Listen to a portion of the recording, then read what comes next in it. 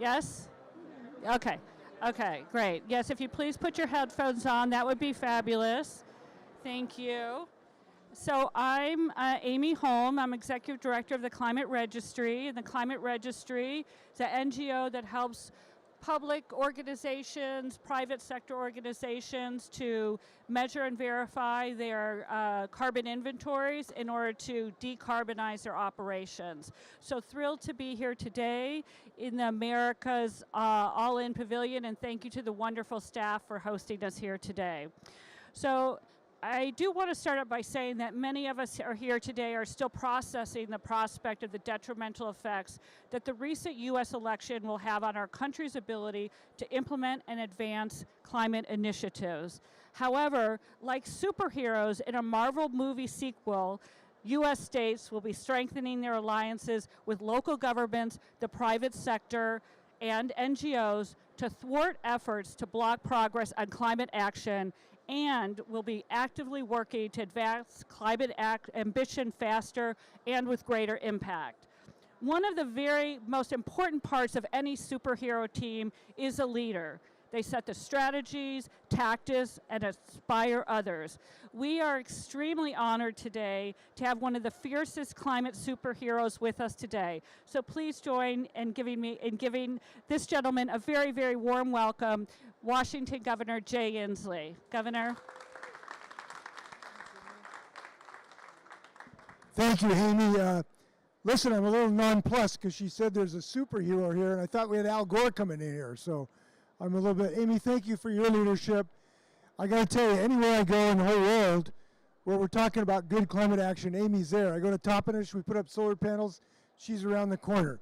We open up a fusion reactor in Everett, she's around the corner. Can we give her a round of applause? She does so much work. Thank you, Amy.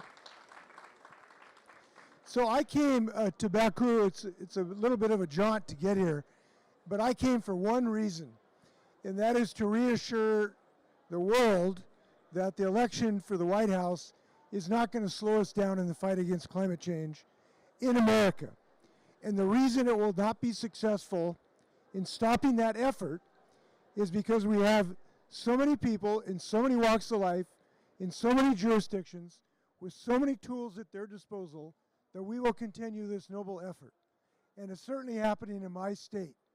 I'll give you one piece of good news. Last Tuesday, there was an effort to repeal on our ballot the best cap and invest bill in the United States, the most aggressive carbon reduction program, and the one that embeds environmental justice the best in the whole country.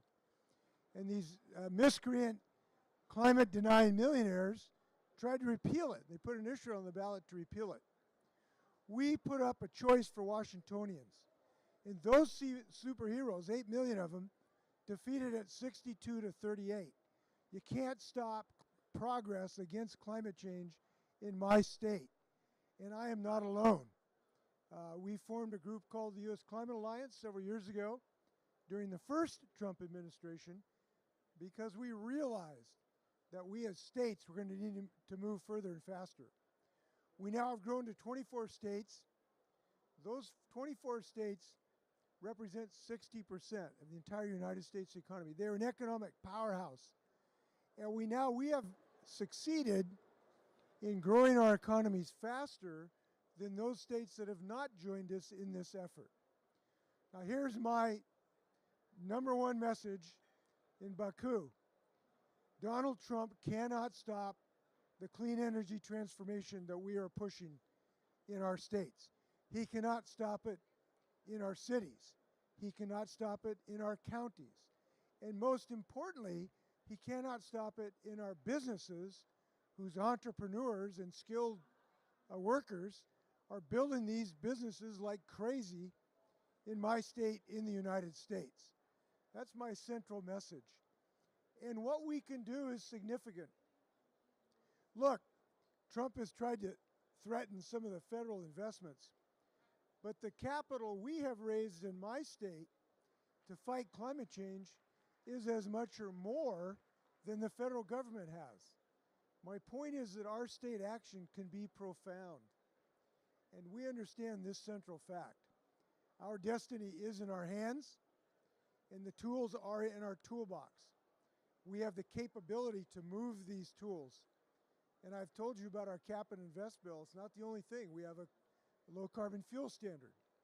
We have the best energy efficiency building standards in the country. We're the first state in the country that is helping lower income Washingtonians get access to electric vehicles that they can lease so they don't have to put cash up front. It's been spectacularly successful.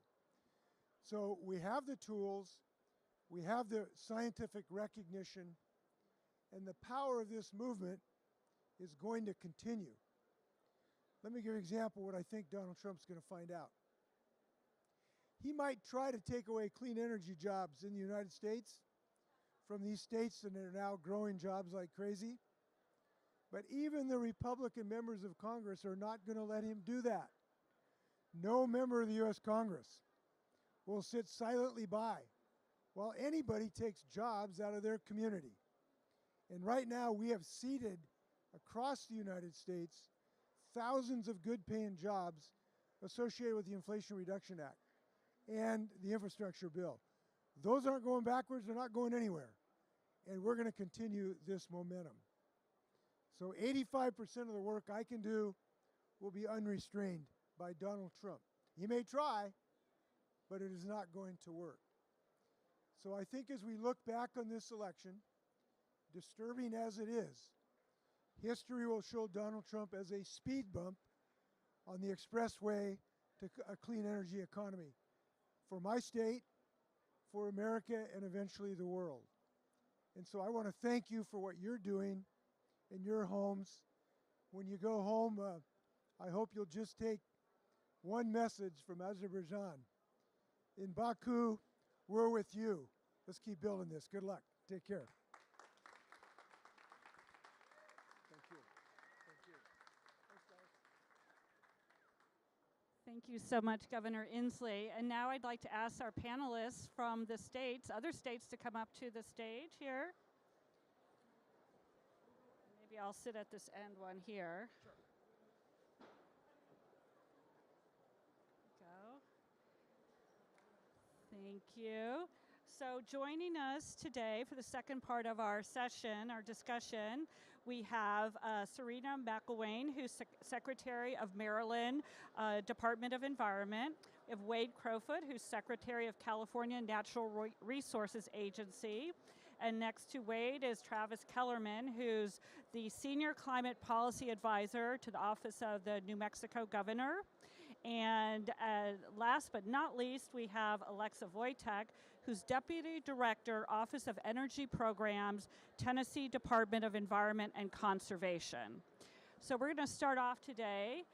First of all, thank you for joining us. And we're going to start off today for you to give a little bit of introduction about the work that you are doing, what the superpower of your state is, and where you are seeing success in subnational-led climate action. So why don't we just start with you, Serena, and we'll just go down the row. Do you have you can use this one here. Okay. Thank you. So good to be here. Good to see all of you. In Maryland, we are doing a lot. We are focusing on really being able to implement and push forward on the most aggressive climate goals in the country. That is keeping us very busy. The superpower that we have in Maryland is we are very confident in everything that we do. So when we push out these aggressive goals, when we push out policies and programs and regulations, we know that we base every single thing that we do on data and science. And so it's hard to question what we do in Maryland because we always come back with the answer. We test it right before we do anything. We go out to all of the communities and businesses. We meet with them, we sit down with them, we talk about what we're doing, and we're able to really stand very strong on all the things that we're doing in Maryland because we've built that superpower of confidence based on our strategy and getting things done. My name is Wade Crowfoot again, and I am part of the California delegation. And I would say California's superpower is that we're forward-looking. If you think about California history, whether it's the gold rush or Hollywood or the tech boom, we benefit from people who come to California or live in California who think differently and invent new directions for us. And so we believe that actually our investments, our leadership on climate is forward-thinking and forward-looking. Our governor likes to say we're a postcard from the future, and we want to be a very positive future. So I think the strength of California's work is the fact that we have innovated on some really interesting governmental policies. We have had a cap and trade program for 15 years. That has generated $28 billion to invest in carbon emission reductions while it's been reducing the overall amount of emissions from our factories and stationary sources. We have what's called a low carbon fuel standard that as we continue to phase out fossil fuels, the carbon intensiveness of those fuels continues to decrease. And we have amazing progress in this respect, including the fact that almost 2/3 of our energy that we produce in California is clean energy. Remarkable fact, 168 days in the last year, at least for a portion of those days, 100% of the energy being generated to be used in California was clean energy. So I'm really excited, and I'm also really excited that most of this has been done in a bipartisan way. At the end of the day, Republicans and Democrats agree in California, or have agreed, that a lot of these programs are all about economic growth in their communities, jobs, and public health. So while California gets talked about as a very Democratic or blue state, it's really important to know that over time, starting with Governor Schwarzenegger, who's a Republican, there has been tremendous policy continuity as a result of just the benefits that these changes are bringing. Thank you, Wade. Travis? There's a few things New Mexico does differently. And New Mexico as a state is quite different than the rest of the United States. We were joking last night, actually, that many Americans think we're a different country or that we're not part of the United States. Our population does look different. We have what's referred to as a majority minority population. We have a large working class population. We also we're the second biggest producer of oil and gas for the United States, and we're an energy exporter in that way. We have tremendous solar and wind capacity as well. What we need to do is transmit that out of state. So New Mexico servicing and serving the rest of the western United States, we're in a unique position with the right transmission to export more of our incredible solar capacity and the Eastern Plains wind fields in the eastern part of New Mexico. There's three things that I want to highlight that have been big, successful, novel pieces that New Mexico has contributed to and taken lead on. The first being our carbon sequestration, how we enable that and measure that on our natural working lands.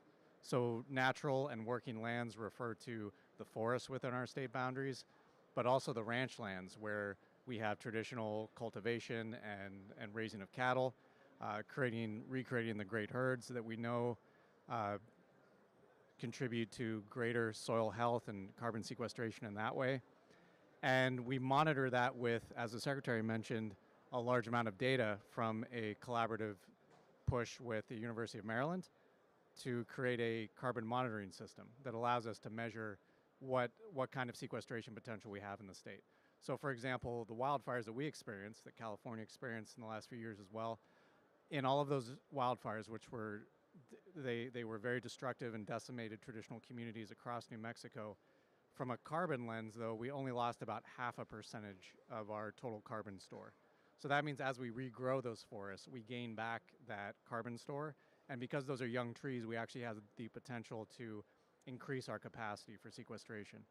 The other two things, clean fuels, the clean fuel standard that the governor mentioned earlier, we have our own now. We're in rulemaking, and that's a great opportunity to create a market incentive. As this new administration comes in, we want our clean fuels to create a virtuous competition between oil and gas companies to create the cleanest barrel of oil and the cleanest MMBTU of gas.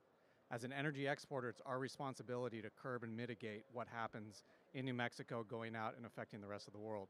So our carbon footprint, our VOC footprint, our other pollutant footprint that matters because it's not just ours, it's the scope 3 emissions of other states like California and other parts of the world when it turns into LNG or oil exports from that view. I'll leave it there, and we can come to other things. Thank you. Hi, everybody. Thank you for having me, Amy, and thank you to the Climate Registry for this opportunity.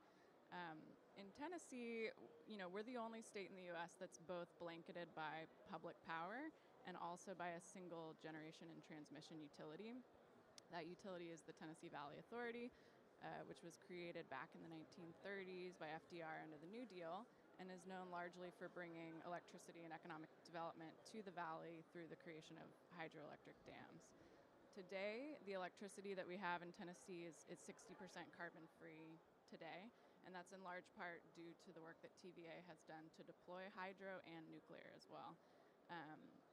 With regard to advanced nuclear, TVA is actively pursuing that. As of 2019, they were the first utility in the nation to receive an early site permit from the Nuclear Regulatory Commission on small modular nuclear to deploy such in Tennessee at the Clinch River site, and they're moving forward on that process.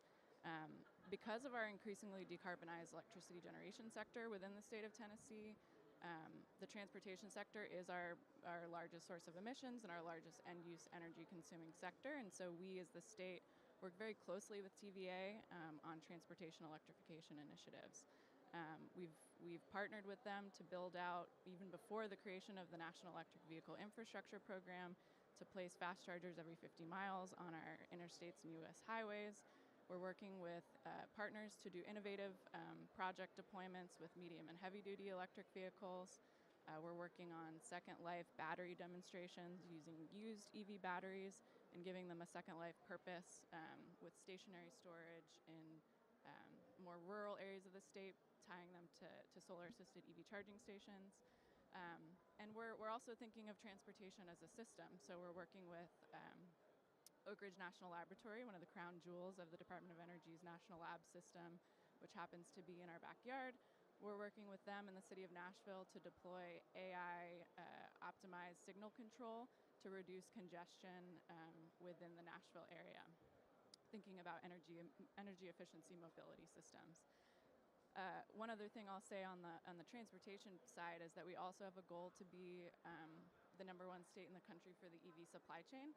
And so we're well on our way with Nissan, Volkswagen, General Motors, and Ford, all manufacturing EVs in the state of Tennessee, multiple battery manufacturers, and increasingly manufacturing of critical materials that goes into the lithium-ion batteries. One other area that I will highlight as well is the nuclear work that we're doing in the state of Tennessee. The governor just last year created a nuclear Energy Advisory Council, as well as a nuclear supply chain investment fund. And since the creation of that fund, we've had 4 major announcements from companies, including the largest single investment in Tennessee's history from Urano to develop what will be the largest nuclear uranium enrichment facility in the U.S. So if I had to say what our superpower is, I would say that we at the state, we connect the dots. We're a convener, we're a partner, we're a co-conspirator, if you will. But we like to make things happen, and we like to bring the right folks to the table to deploy. Great. Thanks so much. I love hearing about all these superpowers. It's very exciting. And some of the areas where there's overlap about natural working land, certainly Wade in California, you're doing a lot there. Do you want to talk a little bit about that? Well, to me, it's like both across the world, but also across our country. Historically, when we've talked about climate change, nature has been left out. It's been sort of a blind spot. And the reality that we're all experiencing right now is our natural systems are in a state of crisis. We experience that as catastrophic wildfire, debilitating drought, dangerous flooding in California. And so we have to invest in nature, one, to restabilize those systems. People call them ecosystems. I call them our life systems. But then also, as Travis pointed out, if we're getting to carbon neutrality, we're going to do that by cutting mostly pollution. In California, we're going to do at least 85% pollution reduction. But then we actually have to absorb a fair amount of carbon to actually reach neutrality. And by restoring the health of our lands, we can do that. I mean, at the end of the day, the carbon carbon cycle, the natural carbon cycle, is all about taking CO2 out of the atmosphere and then recharging it with oxygen. And so whether it's our forests, whether it's our ranches, whether it's our farms, healthy forests that don't burn in catastrophic wildfire, farms that have a lot of healthy organic content in the soils, that's great. And the beautiful thing is it's not only helpful for our climate action, but healthy soils for farmers retain water, which is really important in a drought-prone state like California. They also ultimately help produce healthier crops. So to me, it's like all the work that we're doing on so-called nature-based solutions is not only part of our climate action, but it's part of our climate resilience, and it has so many co-benefits. Sure, definitely. That's it's such an important part of the climate actions, the overall climate actions that need to be taking place. So I'm feeling pretty good about what U.S. states are doing. It's pretty impressive, right? There's a lot happening. We've got different geographical locations here. They're all doing a lot of different things in their own way with their own superpowers. So now I'm going to bring things down a little bit and say, what are the barriers that you're dealing with, or that they may be, you may think that they're either here now, or you think that we may be facing them for at least the next 4 years. I know permitting is always a challenge for getting infrastructure done, but what are some of the other barriers that are in the way of really advancing climate action in your states? And I'll let anybody start to answer that question. Who would like to take it? I think the barrier that we face in the state of Maryland is probably the barrier that all of us are suffering, which is finding the right financing tools to fund the climate plan. In Maryland, we have a $1 billion ticket per year in order to meet the aggressive goals that we have in Maryland. That's a lot of money. And so we're depending on a lot of creative financial solutions to make it happen. One of those solutions is not so creative. It's called the federal government. But and so we're relying on the federal government for grants and all in different funding from IRA and BIL and all those different mechanisms. The problem is when we have an administration that changes every 4 years, then we never know where we are in terms of the support that we're going to get from the federal government. That can make our lives even harder. And so right now we find ourselves in that place, and so we're getting much more creative in trying to figure out what do we need to do. So we do have a cap and trade program in Maryland, so that's one of the creative ways we're able to fund some of our climate goals. We have the Regional Greenhouse Gas Initiative, which is RGGI, we call it, and that's a cap on the coal industry. But we don't have an economy-wide cap and trade program like you do in California. So the funding that we have is limited.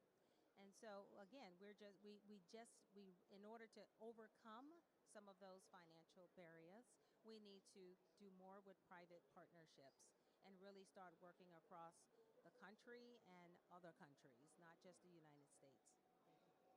Thank you. Anybody else? Alexa? Sure, yeah. So I think a couple things. One would be supply chain. I think, we're constantly concerned about the level of investment that's required. Will there be enough material and technology to support what's needed from a supply chain perspective, especially as we think about Build America, Buy America and trying to comply with that. But a lot of the work that we're doing in Tennessee, and I think that a lot of states are trying to do, is to help solve that problem by bringing a lot of the manufacturing to their states and bringing those jobs to their states. Workforce development is a key issue that we're working on as well with our Department of Labor and a lot of our technical colleges throughout the state of Tennessee. And then the other challenge that I would present, which I think is also an opportunity, is just basic consumer education. I think, at the end of the day, we work in the business of behavior change, and so I think it really boils down to a messaging exercise. And I think, when I'm consistently asked if you can drive an electric vehicle through a car wash, I realize that there's a lot of work that still needs to be done to educate. And I feel like we can't iterate and underscore the importance of that so a lot of what we do is really think through how best to communicate what we're doing and why we're doing it in a language that folks can understand. And I think, people say that one of the most innovative things you can do is listen. And so we're also trying to listen to folks, what matters to them, and then framing solutions that meet their needs. Yeah, I would add first by agreeing with Serena on the fact that it is a resource challenge. At the end of the day, the energy system that we have, we've invested in, we've subsidized for 150 years. So of course this transition is going to cost money. But I'll say an opportunity is really bringing more private investment in. And of course that's a topic here at COP.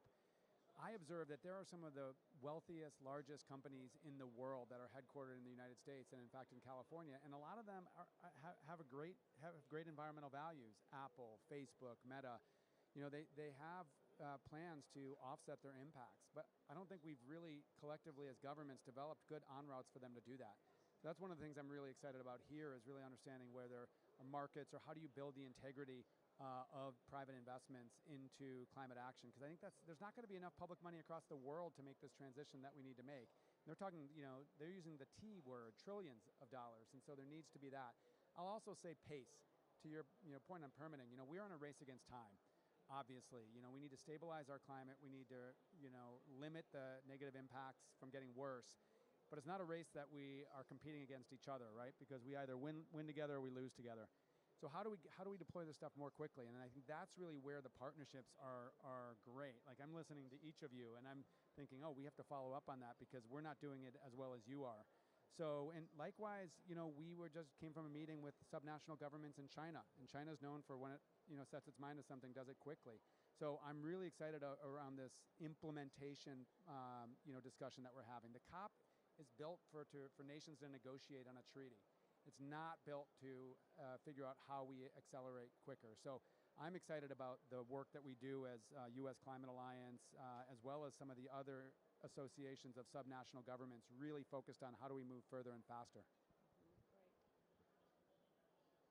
To double down on Wade's point with the role of subnationals now, with this new administration especially, and what we can do together in partnership and in coalition, I'm constantly looking at what other states are doing through the Climate Alliance. So New Mexico is one of two co-chairs. New York and New Mexico co-chair the Climate Alliance currently. That alliance, as Governor Inslee mentioned earlier, was formed during the first Trump administration when the U.S. pulled out of the Paris Agreement and the states stepped in. It was our responsibility, and it is now, once again, to lead in that way, to share models, to share data, frameworks, also to share programs and what works, but also what hasn't worked. The biggest barrier for New Mexico is pretty obvious. It's not that we struggle with general broad stroke issues of how we scale renewables. Those problems are known. It's our focus on and our current role right now with oil and gas production. How can we, with that irony, look at what our role in the climate crisis is when we're producing so much fossil fuel and creating so much downstream damage and effect? It's our responsibility to go as upstream as we can to stop that and price that value and that benefit into reducing that harm. So one of our biggest barriers is the fact that we are an oil and gas state. We also have a significant amount of poverty. Our governor has addressed child poverty over the last few years to great success, but New Mexico has struggled for, frankly, hundreds of years now with being a very traditional culture and community. And our role in developing that economy means we have to diversify as we improve incomes. We don't want to see the income inequality that we see in other states. We have an opportunity to develop in the right way, to develop together. So that means an energy transition that includes everyone in our state and everyone who benefits from the energy we produce. We can transmit clean energy out, we can produce cleaner conventional energy, and we can also bring our population and our community up as we do that. So once people are out of that survival state, then we can diversify, we can build new skills, we can move our oil and gas workforce into advanced geothermal, which we're already doing with grant programs, loan programs, re-education. We can continue to diversify into clean energy economy, training and workforce development. So our wind fields, our solar fields, how do we train the next generation of electricians, of metal workers, carpenters, who all contribute to that? A big, strong belief in our state, which is different from many Western states is leaning into union labor, leaning into the quality of life that produces, and the connection that produces with clean energy production. Because it's not just about the traditional conventional craft unions, it's about those of the future and what kind of wages, what kind of quality of life that enables. So exporting that model to other oil and gas producing regions around the world, that's our role and responsibility. That's how we overcome that barrier and export that knowledge. Some very good points there, and I'm interested in knowing a little bit from each of you about the socioeconomic inequality that Travis addressed, that no matter how prosperous a state is or how well things are going, there are people there that are disadvantaged.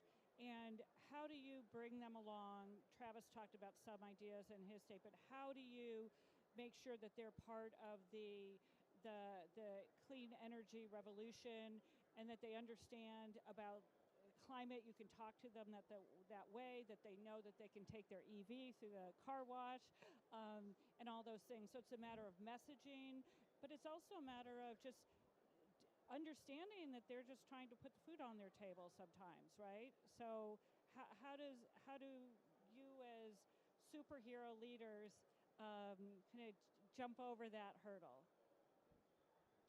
So I can say that at TDEC, the Tennessee Department of Environment Conservation, we like to say that we are the quality of life department for Tennessee.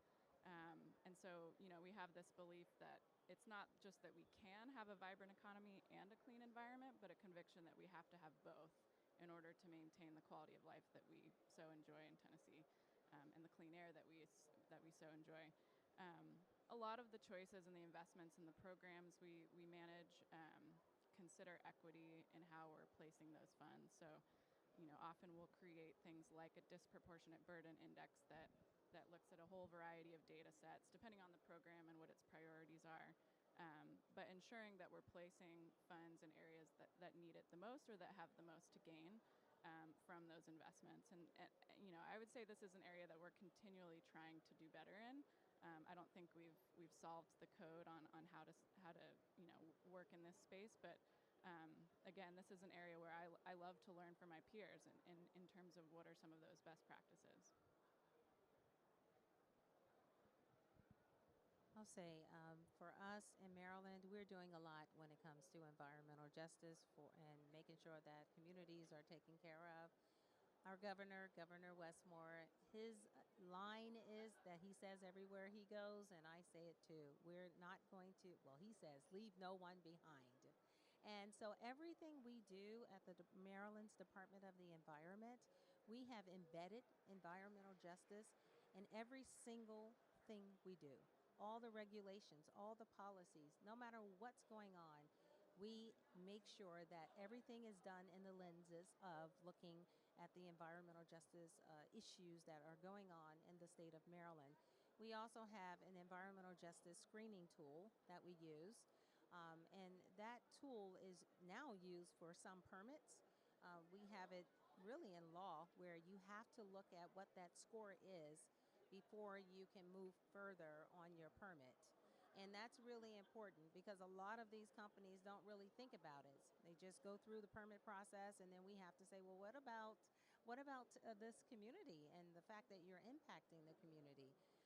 And so that's a way to get around the law too. If you don't have a specific EJ law, you can, push forward on permits that way just by enforcing that they use that tool. So that's one way. The last way I'll mention is when we have policies, before we did not really bring the communities to the table when it came to permitting and, rules and regulations, rulemaking.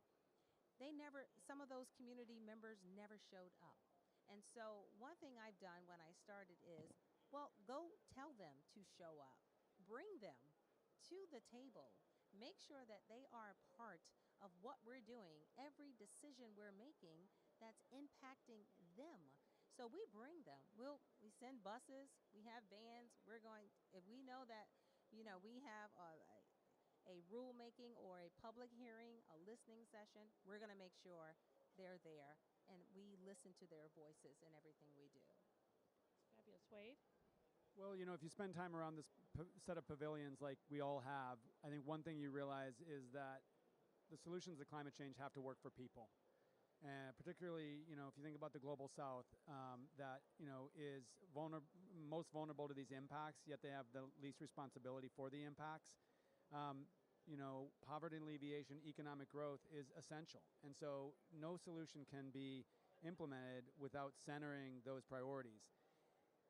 It's like that in our states too. Even though the United States is one of the more affluent countries in the world, even though in our states, but huge income inequality. And to me, the political license that we have to make this transition, we're only going to continue to have if people see themselves in the transition. So to me, it's not only the right thing to do, it's the smart thing to do. And so what Serena's been talking about is a lot of what we're doing, help people, actually communities that are impacted, empower them to shape the programs and the decisions. Ensure that a disproportionate amount of our funding is actually going to the most vulnerable communities.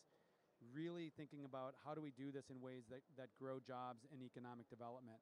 Our Governor Gavin Newsom, talks about it like we're going to fail if we don't actually leverage this transition to confront income inequality in our state, which is horrible, then we've lost, and we probably won't be able to continue it. So I think that there's a recognition not only internationally but nationally and within our states, and that's again why it's so important to learn from each other around what's actually working. I appreciate the Secretary's comments on engagement with stakeholders, engagement with communities. In New Mexico, we have something called Cabinet in the Community. The governor makes sure that everyone, regardless of title, rank, all of that falls away. There's no hierarchy. You go into a community that's been affected by wildfires or the PFAS issue, and you make sure to talk to those people, and you stay as many days as it takes until everyone's questions have been answered, until you have recorded everyone's contact information, and you follow up and you get back to people. Now, we're only 2 million people in the state, so it's a little easier to do, but we have less resources. One thing I wanted to highlight is that connection, that the more you listen, the more you engage, the more you have that humility and connection with your community, the more you start to hear patterns in what's being said. Environmental justice is also a health issue, and I think this is a really important point for how we engage with the new administration in light of the fact that they are going to be so anti-climate likely. So it's not about using the traditional climate points, it's entering through the human health connection and those impacts. What we hear consistently, whether it's PFAS or ozone as a result of oil and gas production in New Mexico, there's a consistent pattern of the sicker you get below a certain income level, the poorer you get, and the harder it is for you to then engage in any kind of civic way. You can't call your representatives. You can't think to do that. You're just trying to survive. So I don't want to hammer down on how negative that seems. It requires government to not just be compassionate, but to be realistic and practical. We need to do the outreach. We need to engage these folks, and they are us. We are all the same in that way. What that leads you to is that public health entry point shows that if we frame something like electric vehicle school buses or EV school buses as a impact on children experiencing asthma and bronchitis, that's a bipartisan issue. Clean fuels that reduce the carbon intensity of fuels, but also reduce VOCs and the subsequent ozone effects, that's a human health issue. All of those things roll into the greater environmental argument. So it's how we describe these things to get bipartisan support. That works in New Mexico. I believe it can work nationwide. Great. Travis, and that brings up another question that you touched on a little bit, which is how do you keep advancing climate ambitions with changes that we are expecting, right? That we know that it's going to happen. So you're already thinking about that in terms of, okay, we've got to focus on health as the bridge to getting things done that will effectively have the side benefits of helping climate.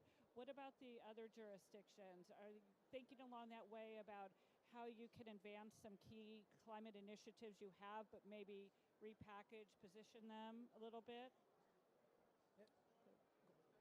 Well, economic investment. I mean, the fact is that a lot of the federal resources that came through the Biden-Harris administration, I mean, these are generational in scale, and they deserve a ton of credit, our federal leaders right now. But they were made regardless of the political leadership of the state or the region. So a lot of these investments are in red states. You know, we have a hydrogen hub in California. We were awarded a hydrogen hub to develop clean hydrogen. So were many other Republican states. So I'm going to be very interested about, you know, how the new administration addresses that, because while they have a stated hostility towards taking action on climate change, these are investments that are creating real jobs in communities. And you know, I think we were talking beforehand about, you know, we can make the case for these investments, for this action, in ways that don't even use the word climate change. And so I think, as Travis said, you're gonna see more of that, I think, in coming months. Interesting. Lexa? Yeah, I would echo that.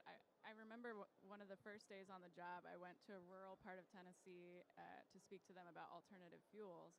And before I gave my talk, some guy pulled me aside and said, you know, we don't hug trees here. We don't save whales. The only green thing we care about is money. So just keep that in mind when you give your remarks.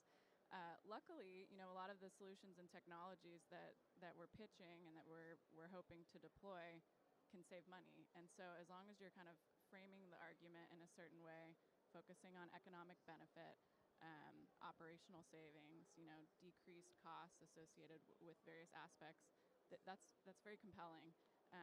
And then I would also say the topic of resilience is of course, I think, important to everybody on both sides of the aisle. And so that's an area that Tennessee is increasingly focused on as it relates to grid resilience and resilience of our infrastructure. And I think a lot of these investments go hand in hand with that.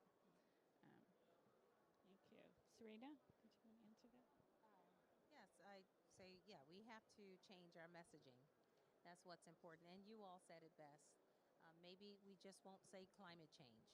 So if we know that's a trigger word, we'll just have to be creative and figure out 2 more words that means the exact same thing that sounds like money.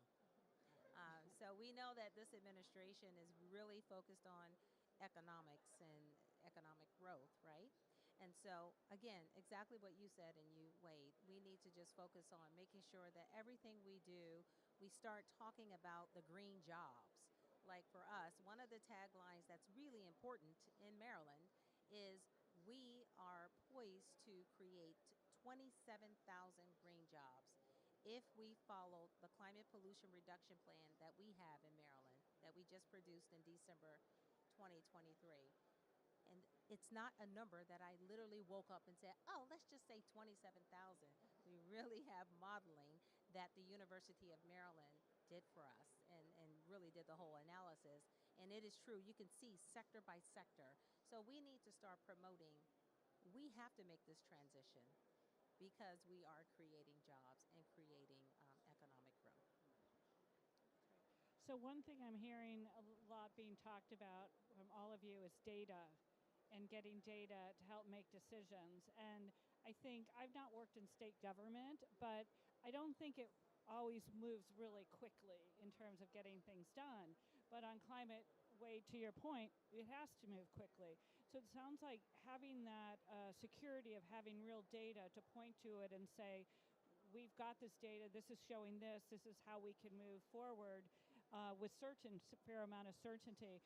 Is there any data, I guess a couple questions, is there some data that you're finding that's really, really helpful towards you, like the EnviroJustice matrix and criteria, or is there something else that you're also missing and you would love to have this certain type of data that would really help the programs that you're trying to implement? Okay, so I'm going to keep this one quick. I'm going to switch it a little bit and not say data, because yes, we use a lot of data. There's a lot of data available. One thing I'm starting to focus on in Maryland, and I'm pushing our folks, is to look at benchmarking, what's being done in other countries and states. For example, in China, Norway, they're really leading the way when it comes to EVs. I don't know how. So we need to start asking the question, how? Why? What are you doing that we're not doing? And so I think the benchmarking data, but really going in person, talking with leaders of states, leaders of countries, and say, how is it that you're able to do this and we're struggling? How can we use your strategies, your technologies to help us move the needle much more in our own particular states? Yeah, I couldn't agree more. And if you look at up here at the America's All-In Coalition, you know, yes, it's about states and cities, tribal nations, businesses, schools, institutions. We have, I mean, a lot of folks in the crowd are partners. Maybe they're not part of government, and they can help us understand that so-called data or information or the benchmarking. You know, the fact is, most of us have our nose down in implementing what we're implementing, and I'm always amazed when I come here and I hear about what's happening. You know, modular nuclear, for example. I didn't even understand that an American state is advancing that, and I think that, frankly, given where we're at in the crisis, is really encouraging, provocative, and encouraging. So I think there's just this whole coalition that's going to keep progress moving forward. We all play different roles, and I'm hoping that some partners that aren't in government, because they might have the time or resources or expertise, can help us, you know, connect the dots, show the math in making these cases, but then also, to Serena's point, help us identify what we should be doing to move further and faster.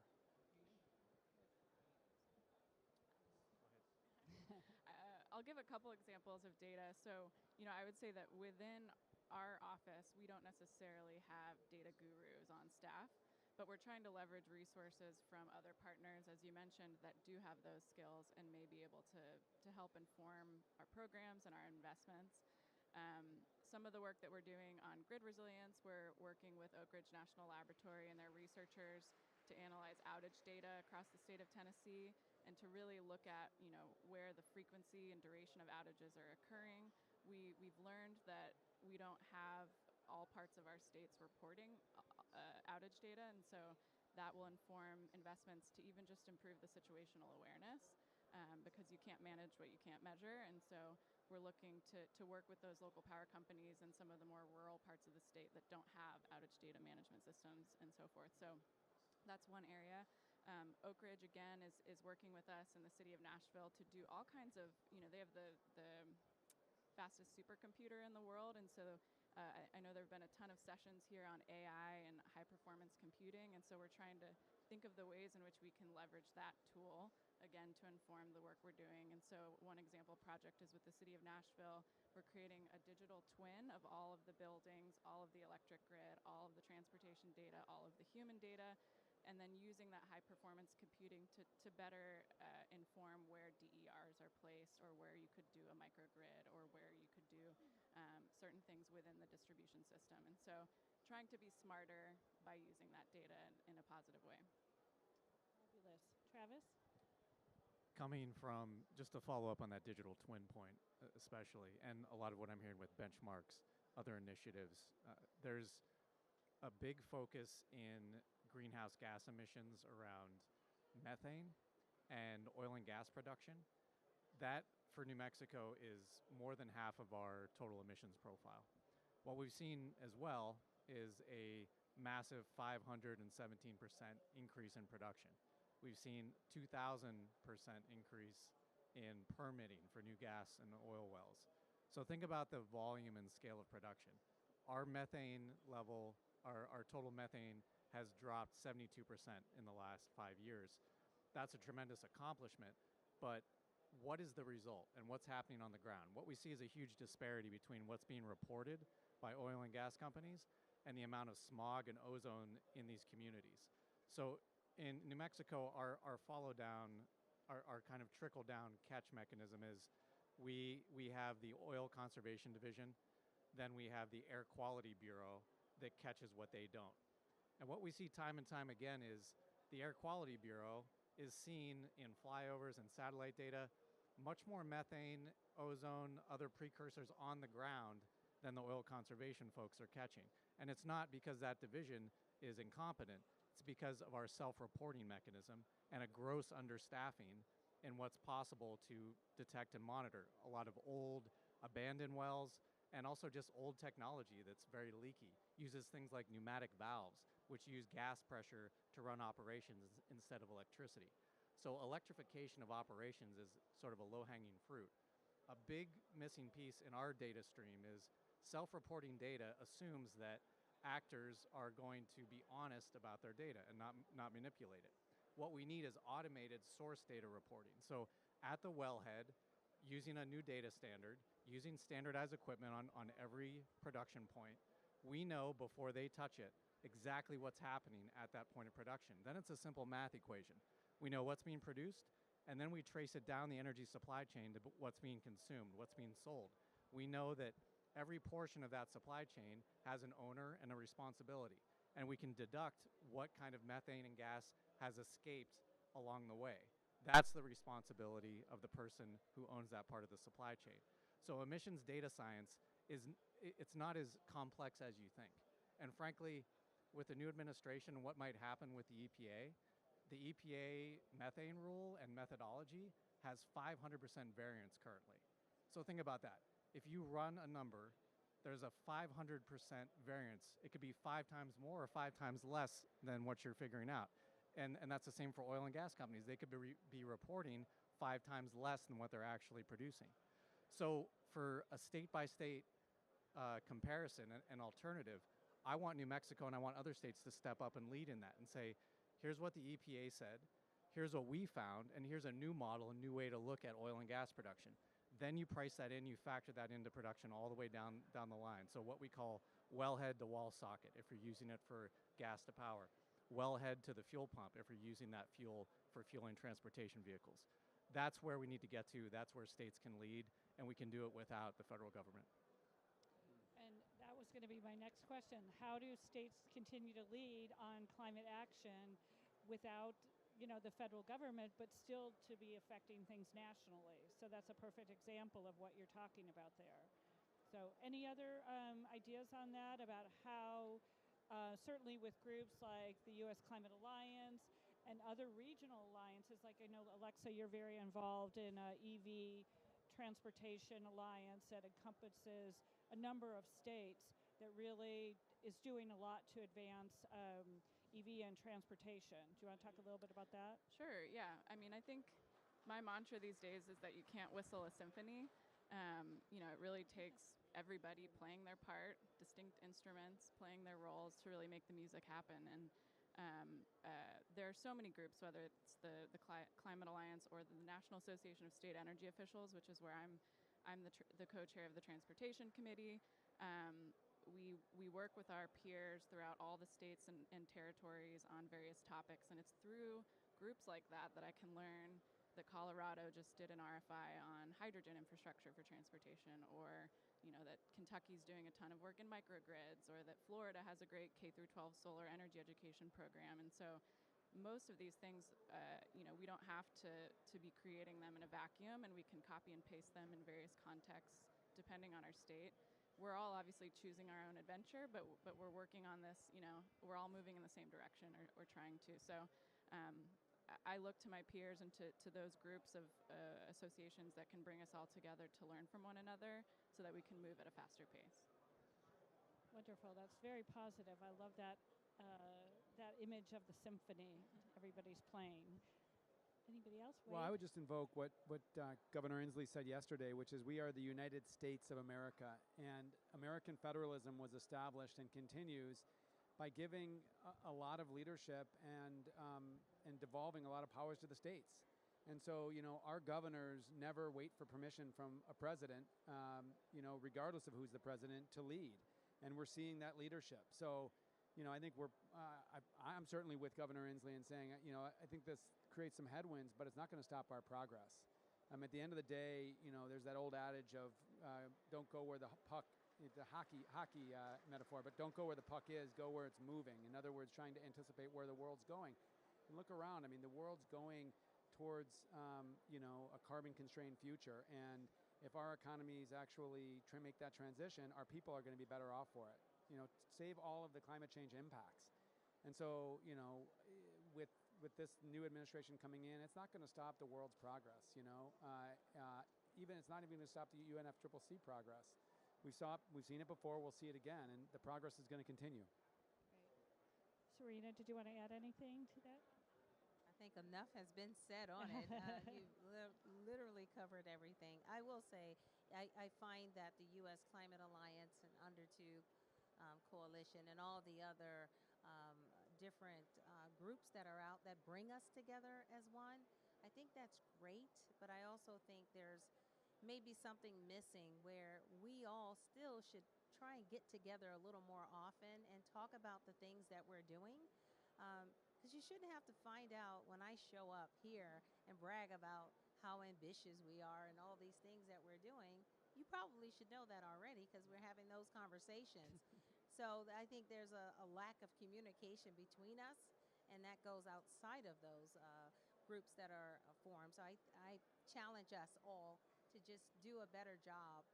There's no reason why we say all the time that California is leading.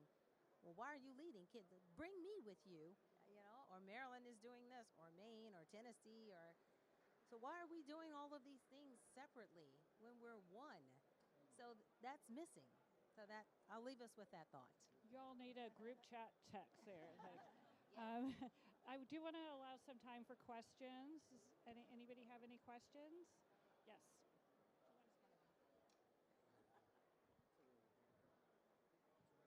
Yeah, thank you so much. My name's Nate. I'm a 3L student at Vermont Law and Graduate School, and I specialize in climate change litigation. You mentioned that mobilizing private finance will be essential to meeting the moment for our climate crisis and transitioning to a clean energy economy. And there are a few private actors who have refused to pay for the environmental and social costs of their actions, and that's the fossil fuel industry. This past year in Vermont, we passed S259, which is a first of its kind Climate Superfund Act, which is administered by the Vermont Agency of Natural Resources and holds fossil fuel companies accountable for the damage that they've done to the state. And so I just wanted to ask, how do you think about this type of accountability in your state and the role it should play in transitioning to a clean energy economy? So thank you. I'll just say that's an excellent question, and that's we should be doing a whole nother panel on that subject because there's a lot to unpack there. And I think it's different, obviously, for different states, but this is a tricky business, right? Because on the one hand, most of the vehicles that our folks are driving still rely on the fossil fuels. And so we in California, and our governor is being very aggressive on the idea that oil companies need to be held accountable. And we also believe that a lot of the price spikes actually benefit the companies and hurt the consumers. And so we're actually seeking more transparency and accountability. This low carbon fuel standard is basically saying if we're going to actually have liquid fuels and fossil fuels, they need to reduce their carbon intensity while we have them. But I think therein lies a big question. I'll say this, which is something that's really I've learned a lot about in the last couple of months, is all the continuing subsidies for fossil fuels in our country and around the world. And if you actually just, aside from new funding for climate action, if you actually reduced or eliminated those fossil fuel subsidies and put these new energy forms on a level playing field, there'd be even more deployment of this. So I think we're doing it differently in different states, but I think the question that you're asking needs to continue to be asked and answered. Thank you. I wanted to add on, and I really appreciate this question. It's Wade, right?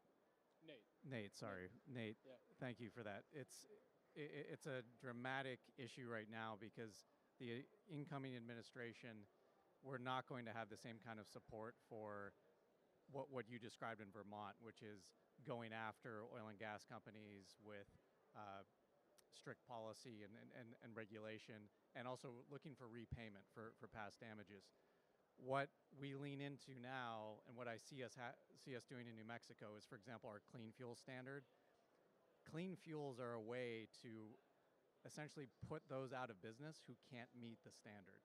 And when you look at it, it's based on carbon intensity, but you can also price in other attributes.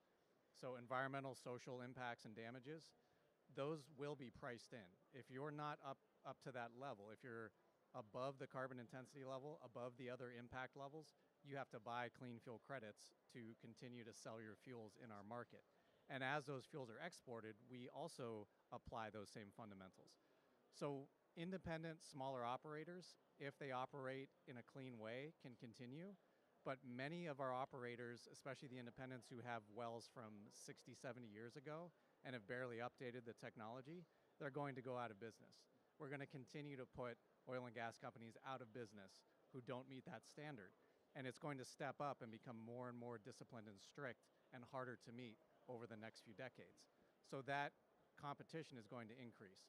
We see it as a virtuous competition because it benefits the state, but it also puts those out of business who can't meet the new standard and level. So, Yeah, thank you. Thank you so much. We've run out of time today, but I want to thank you all for joining us and to thank our wonderful panelists. I really appreciate all the very interesting conversation. Thank you.